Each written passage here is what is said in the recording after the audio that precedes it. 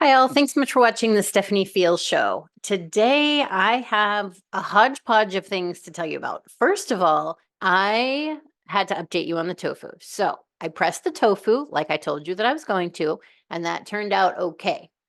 But as I kept pressing it, which I used a cast iron pot, it started to crumble. So I ended up having the crispy tofu crumbles versus the cubes, as I mentioned. But seriously, like this tofu, and I'm gonna have to post a picture. When I was done pressing it, it literally looked like the apple pie after Jason Biggs was done with it in American Pie. It was ridiculous. And then at the bus stop, I was talking to my friend Emily. We tell the kids that we're gonna hang out at the Super Bowl, not at the Super Bowl, that would be amazing, at our house for the Super Bowl. And immediately Emily's kids are like, "Mom, can you make, can you make, can you make, can you make?" And I was like, and there it is. That's the difference. This is exactly what I was talking about in my last video. Because if my daughter asked me for something for the Super Bowl party, it would sound more like this: Mom, when you go to the store, can you please buy? And it's totally true.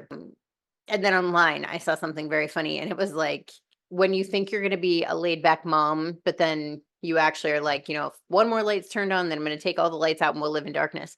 And I totally had one of those moments with my daughter a couple of weeks ago because she paints constantly. And every pair of scissors, because she's involving them in crafts, is covered in paint.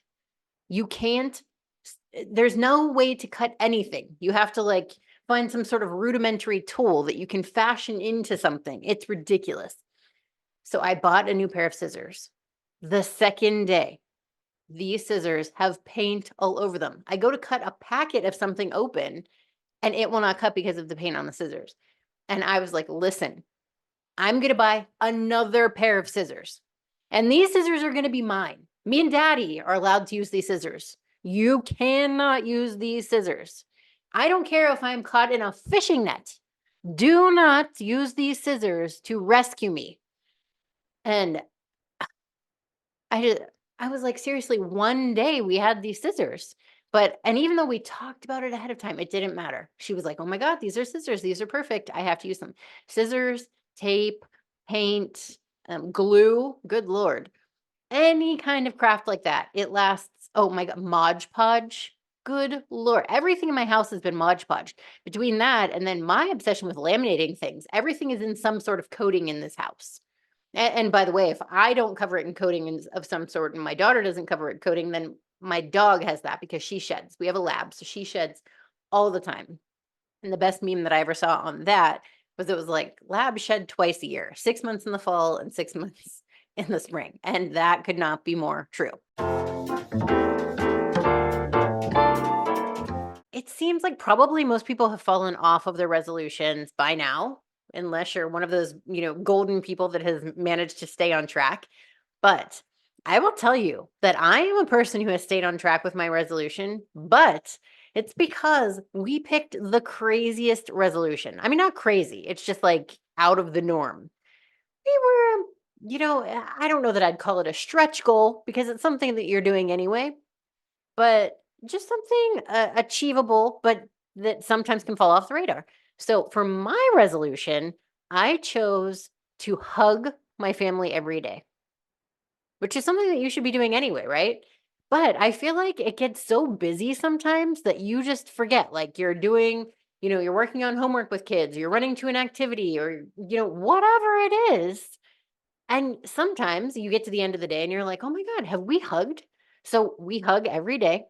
And then my husband's, because he is just sarcastic, he picked eat chicken, which I suppose would make the people at Chick-fil-A really happy.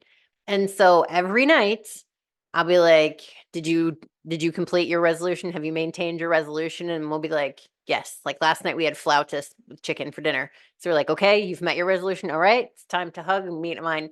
But it's so weird because it's something that like those actually are important. Like getting lean protein is good and hugging every day is also very important. So it's like a bizarre resolution to have, but also it's kind of awesome and it's like a nice box to check. Like, yes, we've done these things that are good for us. So I recommend choosing resolutions that are attainable and a little bit goofy. One of the places I went was play care with my dog. She loves play care more than pretty much anything in the entire universe. And she hasn't been there for a couple of months. There's been this whole upper respiratory thing with dogs going on, and they haven't had any issue where she goes. But still, nobody needs to take a chance. Who needs an extra vet bill, right? So we didn't take her. But I had to go buy dog and cat food today. And I was like, all right, I'm going to go there. I can't come home smelling like her favorite place and have her not go. So I took her. She started whining the second we were on my street. Like once we put out of the driveway, this dog is whining. By the time we get there, she sounds like a human in a movie that has to poop, like a dramatic comedy scene. She is just like so excited to get there. So she got there, she's playing, she's having a super time, and I am so happy that she is just fulfilling her life dreams because it is like nothing makes this dog happier. I mean, like eating poop. I've told you she loves to eat poop before. Maybe that's part of the appeal. Maybe there's lots of other dogs poop to eat, but nothing makes this dog happier other than going and playing. And so I made arrangements. I texted her best friend, her doggy best friend's mom, and was like, hey, she's going to be there if your dog wants to join today. So they're having a doggy play date. She's having the best day ever. And oh my God, wait, I forgot. I forgot. So the other day, I went to my mom's and she's telling me all these things. Like she's like, did you know that if you don't have a hose in your sink, then you can use this you can use like one of those dust pans. You can put it here and you can use it kind of like a funnel sort of to go right into the bucket and then it can get in there. And then she's like, and did you know that if you have a childproof medication, but you don't have any children in the house, that it actually has threading and you can flip it upside down? And then I can't even she had a couple other things, and I was like, "Did you join TikTok? Like, where is all of this coming from?" Because all of a sudden she had or like she read a really amazing BuzzFeed article, and I don't remember where she said she found it, but it was just hilarious. And then she's like, "No, I'm not on TikTok."